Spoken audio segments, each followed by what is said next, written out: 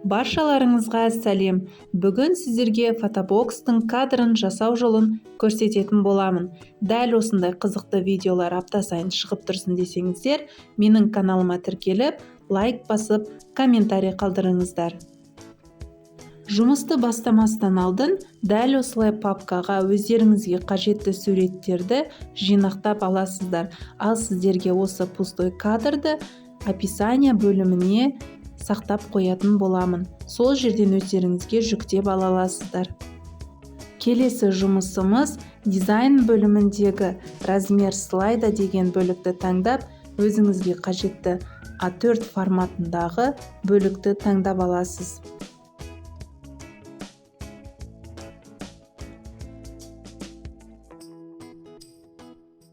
Одан кейінгі жұмыс вставка бөліміндегі рисункиді таңдап, бағанағы сақтап алған папкамыздың ішінде пустой кадрды таңдап, экран бетіне қойып аласыздар.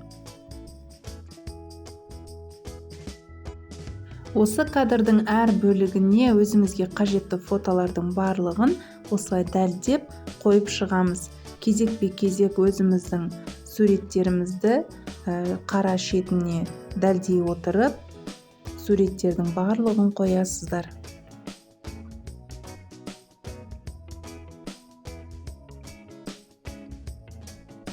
Суреттерді қойған кезінде осы бір кадрдың ішіне тура дәлдеп қою керек.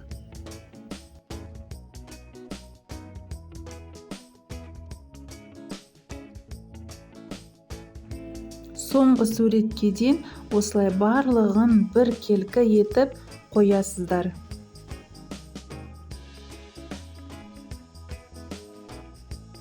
Келесі жұмыс кадр бөлігін таңдап алып, осылай қайшымен қиып тастаймыз. Вставитті басқан кезінде осылай суреттің бағанағы сіздер қойған үстінен басылып түседі. Келмей қалған жерлерінің барлығын осылай жылжыта отырып, вставитті басып, тексеріп көресіздер.